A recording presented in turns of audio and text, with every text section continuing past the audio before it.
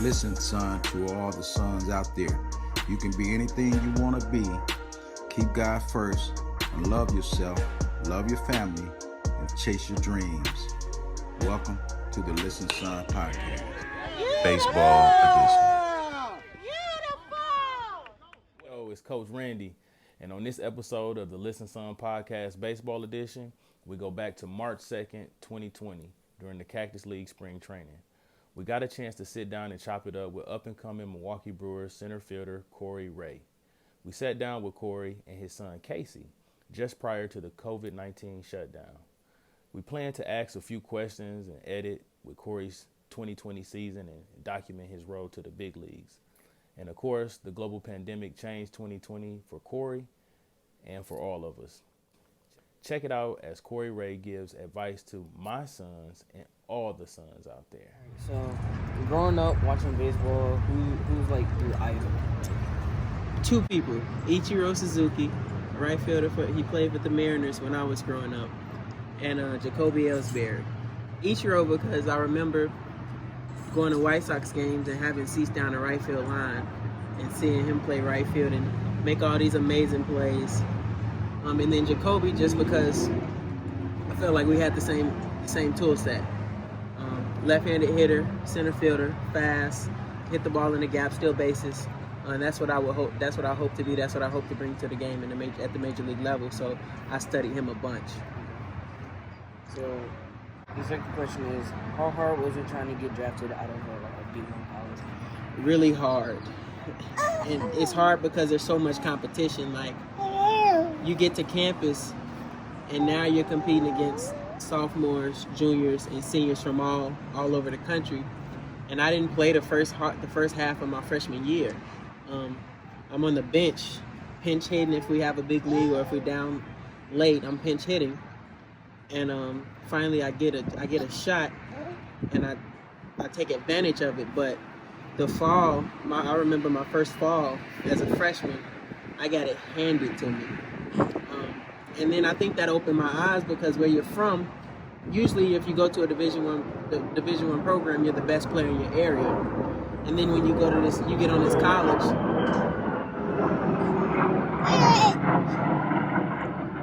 Tell them to be quiet, man. Tell them players be quiet.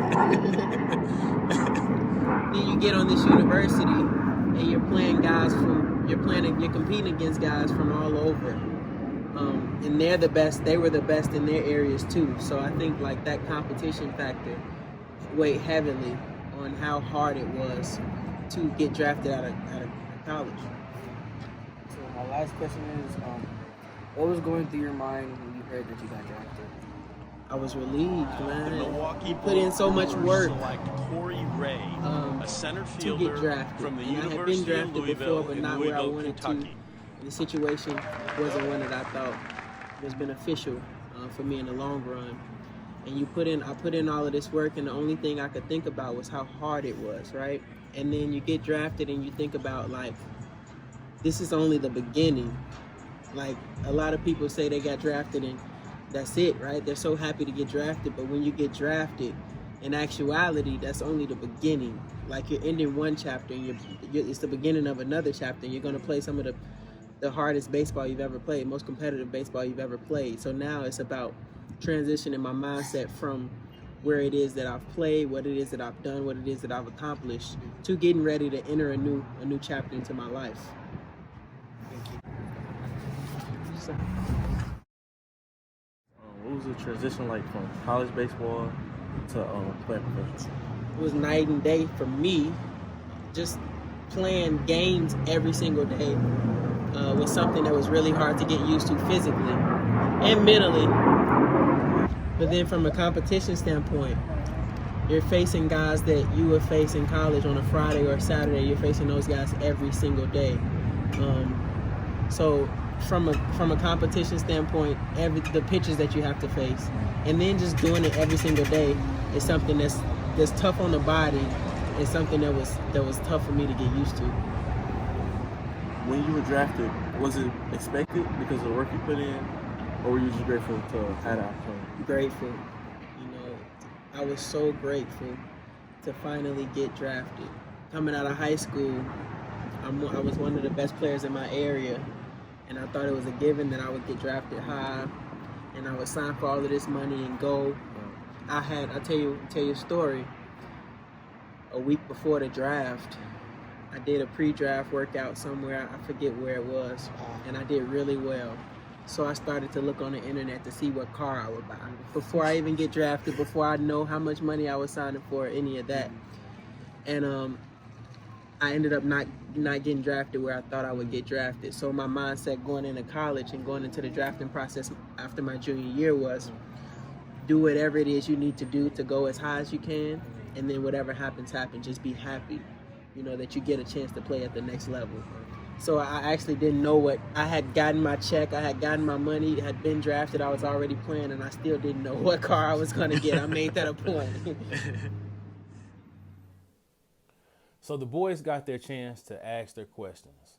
I asked Corey if he could give Isaiah some advice on the process of playing with friends and then going out and playing on your own, competing against and playing with ball players from all over. Same guys that I played with in Little League and all the way through. And we were really good, so we fed off each other, right? So we pushed each other to get better.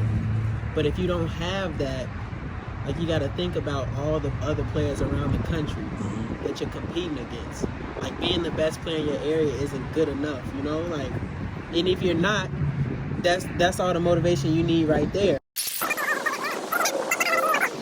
Like, being the best player in your area isn't good enough, Like, and if you're not, that's all the motivation you need right there. Message. Like, there's always, I talked to Curtis Granderson about this. There's never a destination when it comes to talent, to the game of baseball. There's always steps moving forward. Like, you think about, like, why guys who have 15 years in the big leagues, why did Felix Hernandez sign a minor league deal? Because you never really make it, right? You're always trying to move forward. You're always trying to grow yourself and get better. And those guys are the guys that are the most successful.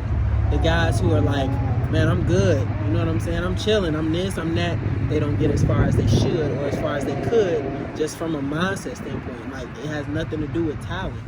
Appreciate that, man. He definitely. So a couple years ago, Isaiah had an arm injury. Now, in youth baseball, arm care is very important.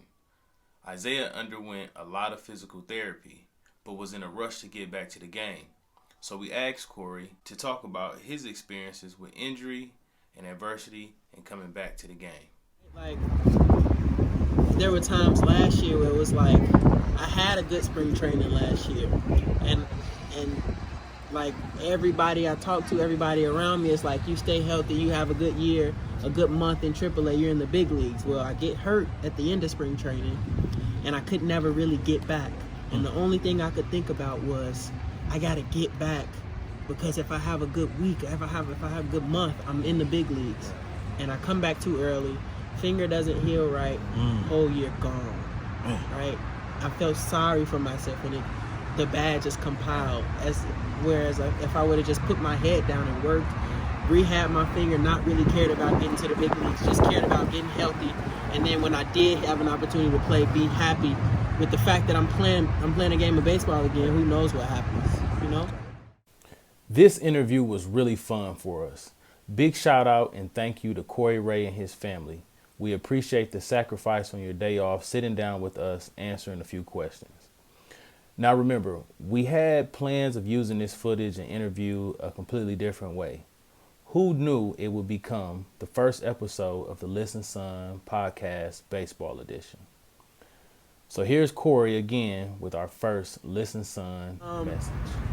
If there was one thing I could tell you, it would be that all the work that you put in or all the work that you don't put in will pay off at the end. It doesn't matter how good you are right now or how good your teammates are or the people around you. It's a long game. You're young, and you've got a lot of years to grow and develop and to hone your skills. So don't think about it from where you are now from a talent standpoint. Continue to work, continue to get better, because what you put in this game is what you'll get out of it. All right, thanks. Appreciate it, Corey. All right. Appreciate you.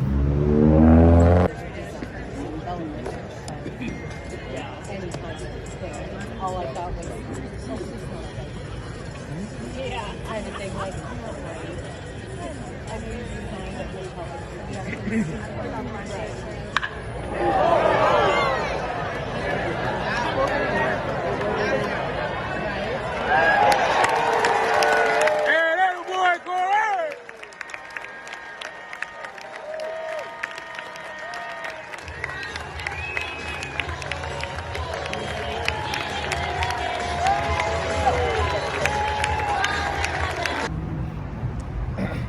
I got two. Okay, the first one is. Hold on. The fighter jet going over. Man, I used to be stationed out here, man. And Really? having to deal with that. You hear them a lot from your crib? Yeah. I don't even really like hear them anymore. Okay. Because I'm so used to You get used to it, yeah. Once you're inside the house, I don't hear them at all. Yeah, I was stationed on the air station with him. When I first got there, it was like, bro, how am I gonna sleep? Yeah. You get used to it. Yeah. Stop. He trying to do your ice check, man. He making sure you valid. All right, Zay.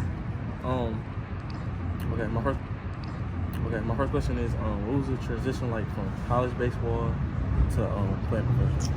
It was night and day for me. Just playing games every single day was something that was really hard to get used to physically and mentally.